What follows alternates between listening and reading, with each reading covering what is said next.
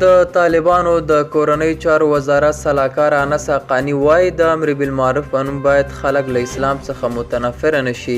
په سلامونو مو هرکلی کوم. زموږ یوټیوب چینل ته پخیر راغلی. که غواړئ په بشپړه توګه معلومات ترلاسه کړئ نو ویډیو راسره تر پایه وګورئ.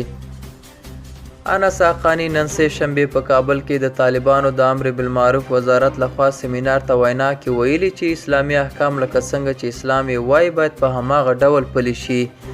هغه ویلي د امر بالمعروف په نوم باید خلک له اسلام څخه متنفره نه کړو، بلکې څنګه مو چې مخکې قرباني ورکړې وه اوس هم باید په هماغه ډول د خلکو خیال وساتو.